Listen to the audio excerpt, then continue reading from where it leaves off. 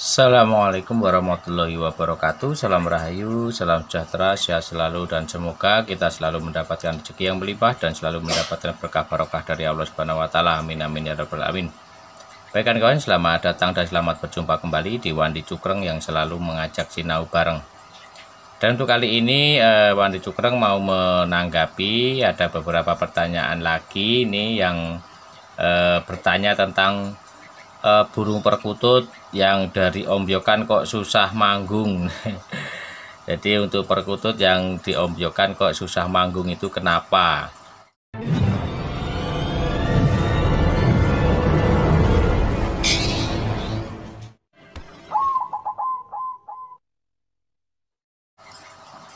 Dan untuk video-video yang kemarin juga pernah saya jawab, pernah bahas ya, berhubungan mungkin videonya banyak, jadi untuk menemukannya agak sulit kali ya. Udah gitu kadang saya sebutkan untuk perkutut-perkutut yang dari ombyokan itu kadang di sela-sela video yang lain, jadi memang tidak sesuai dengan judulnya. Jadi kalau untuk kali ini mengulang kembali ya, untuk mengulang dari yang pernah saya bahas dulu, bahwa perkutut yang dari ombyokan itu kok susah bunyi atau susah manggung. Nah itu ada beberapa penyebab atau beberapa faktor yang mengakibatkan untuk burung tersebut tidak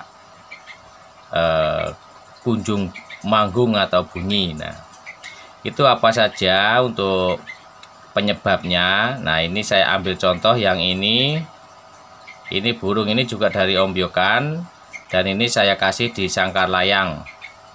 Nah ini atau sangkar tempel kalau yang ini mah ya.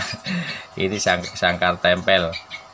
Jadi untuk burung ini kebetulan sudah ada 4 bulan ini sudah manggung dan sudah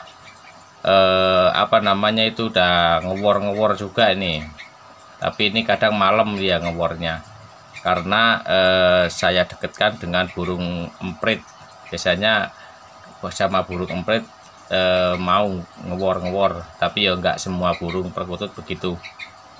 Dan ini untuk penyebabnya dulu, kenapa burung perkutut dari ombyokan itu kok tidak kunjung bunyi dan lama sekali untuk bunyinya. Nah ini ada beberapa faktor, yaitu untuk faktor yang pertama itu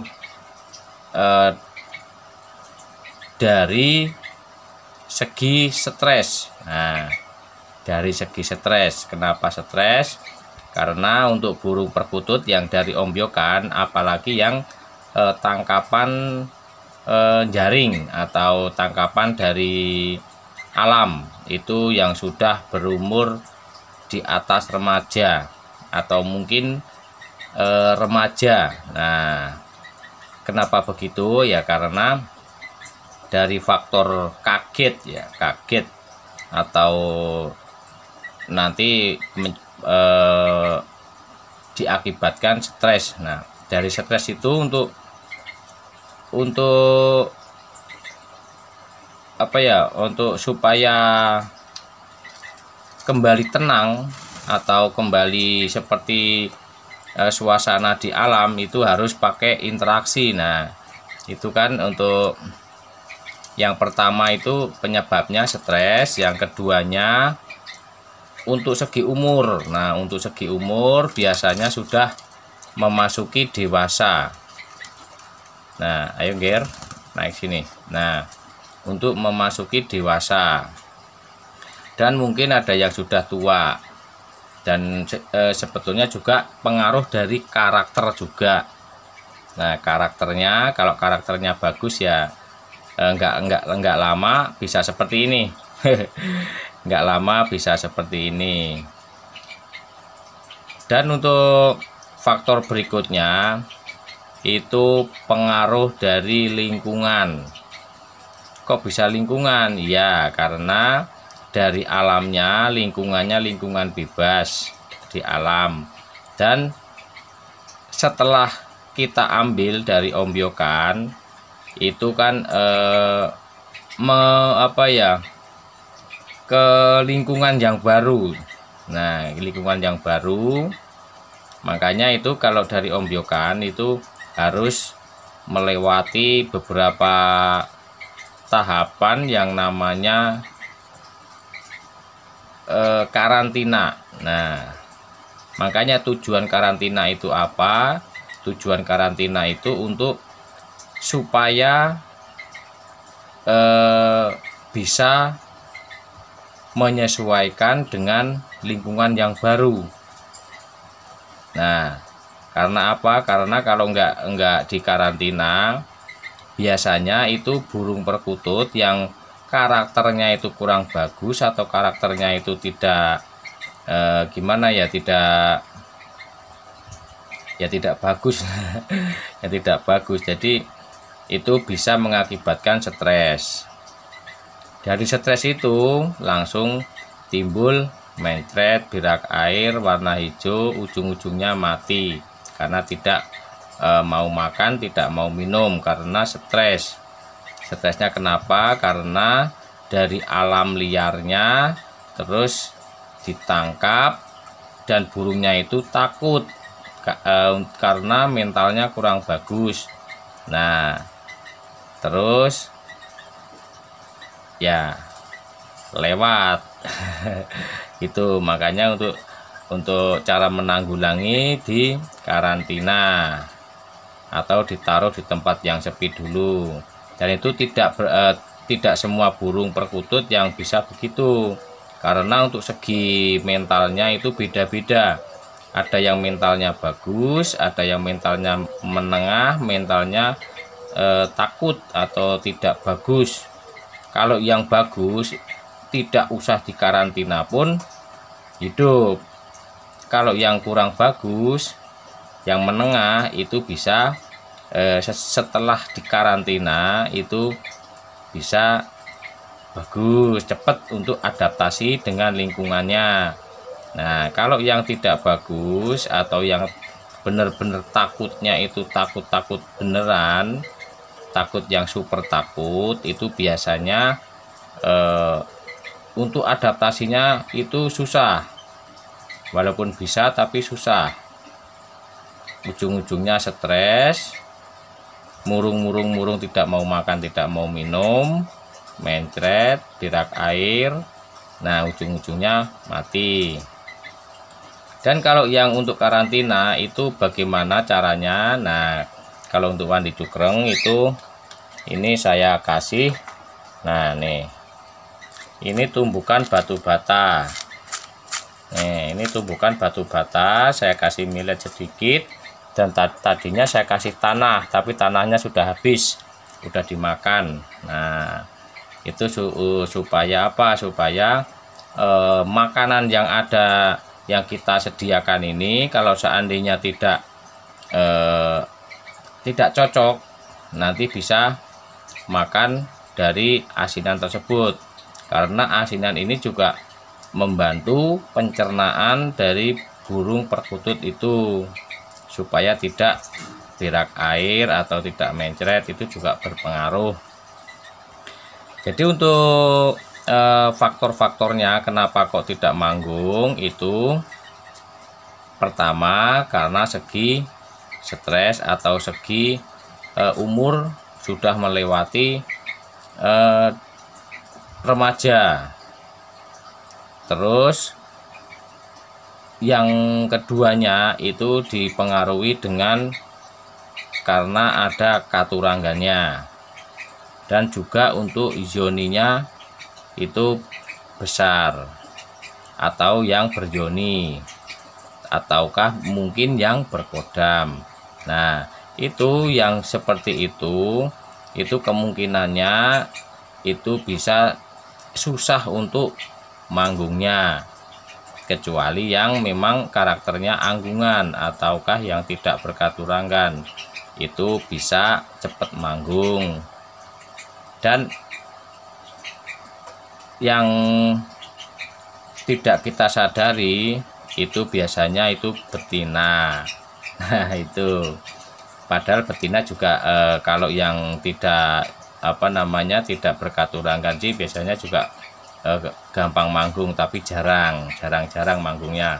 Kalau yang jantan itu sudah pasti manggung, terkecuali yang berkaturangan atau yang beryoni ataukah yang berkodam. Itu kalau yang dari lokal alam, alas langsung dari lokal alam jaringan, beda sama yang ternakan. Kalau yang ternakan itu kemungkinannya untuk manggungnya itu besar. Jadi kalau mau ngambil yang anggungan itu bisa diambil dari ternak atau lokal ternak, bukan yang crossing ya kan kawan ya, tapi yang lokal ternak. Kalau enggak ya, kalau yang dari alam, kalau bisa diusahakan yang masih muda. Kalau yang masih muda itu kemungkinannya untuk manggungnya itu besar. Nah, dan ciri-cirinya bagaimana? Nah, ciri-cirinya ini seperti ini. Ini sudah manggung, sudah mulai bunyi. Nah, ini seperti ini. Kamu jangan ini buat contoh kamu. Ini buat contoh. Nah, seperti ini kurang lebihnya.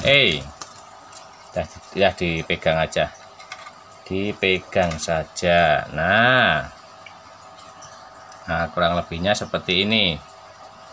Ini sebetulnya juga sudah manggung. Nah, ini untuk paruhnya seperti ini, pendek.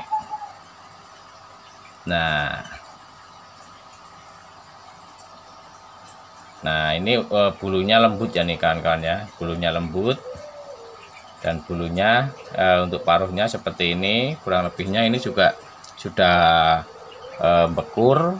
Nah ini juga sudah mulai bekur, padahal ini juga belum lama untuk meliharanya. Nah, dan kenapa saya kasih di cangkar layang, karena untuk proses penjinakannya. Dan ini burungnya seperti ini, tengkleng. Nah ini burungnya seperti ini. Nah karena ini burungnya ini burung unik. Nah burungnya ini tengkleng unik. Nah dan ini kalau untuk bekur itu biasanya ini setiap malam nih, setiap jam 12 ini dianya kadang bekur dan 12 malam. Kalau yang lain kadang jarang untuk waktu-waktu yang lain. Nah kalau manggung itu di siang pun juga kadang manggung. Nah ini teman-temannya kawan-kawan. Nah ini